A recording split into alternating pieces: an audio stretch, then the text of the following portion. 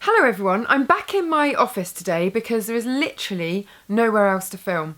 I'm doing my Christmas gift guides next week and every single surface in the house, you wouldn't believe it, it's a nightmare. It's just full of stuff and big faux fur cushions and alarm clocks and weird and wonderful things. So keep a lookout for those because they're going to be up week after next, I think.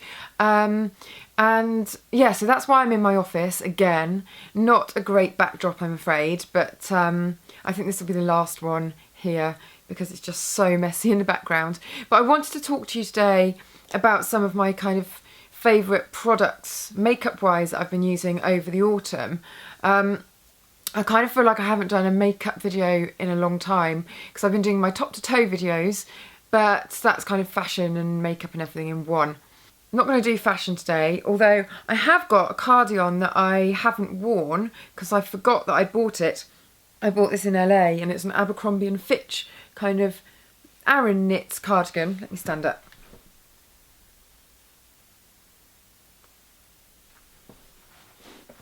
Like so, and it's really, really nice. And I just found it in my wardrobe and thought, haven't worn that since LA, so I'm going to be wearing this for the rest of the week, no doubt. Where was I? Yes, makeup. So a bit of a mishmash of the palette that I showed in the last video, which was the one that Sam from Pixie Woo used on my eyes for my shoot last week, and a couple of kind of Smashbox products that I've been using recently, and a foundation that I've fallen back in love with, and a primer that's really good for acne prone skin. I think that's it actually. Anyway, there's quite a few products to get through, so I'm going to go back to the start with no makeup on, and I'm going to kind of talk you through what I did. Actually, I'm not going to go back to start. I'm going to stay like this, and I'm going to cut in the footage of me doing my makeup. Let's start with my skin and the fact that it's still going a little bit mental. I'm quite convinced it's stress related, but I'm going to go and see somebody next week about it. But it's not too bad now. But I've still been using my Clear Prep, which is like anti-acne primer. And it's really good because I kind of feel like I can put anything on top of it and I'll be okay for the day. And then a foundation that I've recently really fallen back in love with, which is Estee Lauder's Double Wear Light. Now, this isn't light at all, I don't think. I think it's really heavy coverage. And it's got quite, I don't know, quite a heavy effect in a way, even though it's light. It's not as heavy as the original Double Wear. But I really feel like I want a bit more coverage at the moment. And I'm quite enjoying a little bit of a matte effect on my skin. Don't know why. I usually like a really glowy, dewy kind of skin. But I think because of my breakouts, it's kind of made me feel like I want a little bit more on my skin. So I've been using that, and then I've been setting my base with a powder, which I don't normally do either. And the one that I've been using is the Smashbox Photo Set Finishing Powder. And I've been using that with a big old fan brush and just really lightly dusting it over the skin. I've then taken Urban Decay's concealer pencil, which I love, and I've kind of dotted that under the eyes and then buffed that in using my foundation brush, which is the Real Techniques angled foundation brush. And then just to add a little bit of kind of tawny bronze, I've used the Clinique bronzing kind of duo. I just find that one really nice, quite perfect for my skin tone at the moment. I used Intensity 2 for the foundation, and the finishing powder is just kind of a translucent one. It's light as air. It's a really amazing texture. It just kind of glides over and you can't see any powder particles at all. It's really quite amazing, that Smashbox powder. Now for the eyes, as I said, I used the Dior kind of palette, and this is in Night Golds, this palette, and it's really, really useful. It's kind of not really a daytime neutral palette really, because it's quite sparkly. Everything has got a bit of sheen and sparkle to it. I suppose this taupey kind of colour is a little bit more daytime, but I'd say it's a good one for if you're just using a simple base over the eye for the daytime and then you want to really intensify a look for the nighttime, because you can just add this darker colour around the crease of the eye and blend it into the socket, and then you could use this really glittery one towards the inner corner. Got a bit of a highlighter one there as well. I've just used these all over.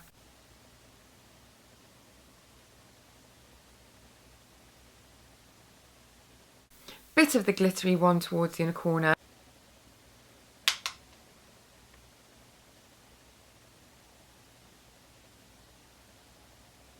And then done a little bit of dark just to add some shape, but haven't done anything too dramatic, as you can see. But really, really nice effect and very kind of gleamy and shimmery. So I love that. It's quite a good little investment. These last for ages. I've got one from about 7 years ago that I'm not even anywhere near through. But I always find that these neutral ones from Dior are just really good kind of fail-safe palettes, really. Now I've added a little bit extra definition to the eyes using a liner. This is a Pixie liner and it's in black cocoa, but you know, as always, any good dark liner. But actually this Pixie Endless liner is really, really good. Very soft, but it really stays in place once it's on. And I've been trying out the Benefit They're Real mascara recently. I don't really like the wand, and I don't find it that buildable, really, once you've let a coat of it dry. I mean, it's okay. But if you build it up while the coats of it are still wet, I find that you can get these really big lashes. But as I said, not a fan of these rigid combs really, or wands. Brush, that's the word I was looking for, brush. But it's alright, I don't mind it too much. It's not my favourite, but the other day I did get really massive lashes with it. So I've just kind of left it too long between coats. So it's okay, but I think I still prefer my L'Oreal False Lash Telescopic, which I really, really love. I can't find it at the moment though. Oh, by the way, for the shadow, I used this Louise Young brush, the LY38A. It's just a really nice, soft eye brush, and I really like it for just kind of putting a wash of colour over the lid. Really useful. I think you can get these at Selfridges now as well, so I'll put a link to these in the info along with everything else. Now to finish off, I've been using this lipstick from the Dior Nude range, and this came out as a kind of autumn kind of thing.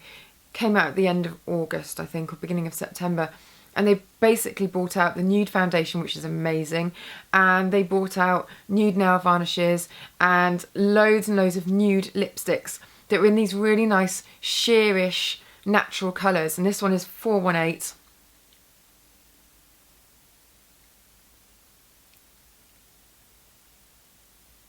And it's just a really nice peachy, pinky, natural shade. I love my nude lipsticks, as you know, so can never have too many. And I find this quite long lasting. I don't have to keep reapplying it. It's just a really nice, flattering colour, I think. And I like it. It's quite pretty against the gold on the eyes. That's it. That's the look. I'm going to be wearing this tomorrow as well because I'm filming. I'm filming all week this week. Which is kind of why I think that I've gone back to really liking a more full coverage matte look. Because it does read a little bit better on film, moving film that is. Yeah, I hope you like those little bits and pieces that I've picked out. The Smashbox powder is amazing. Really, really recommend that. And love that palette as well. So that's it. There's going to be a couple more makeup videos very soon because I'm going to be doing the Christmas collections all of a sudden.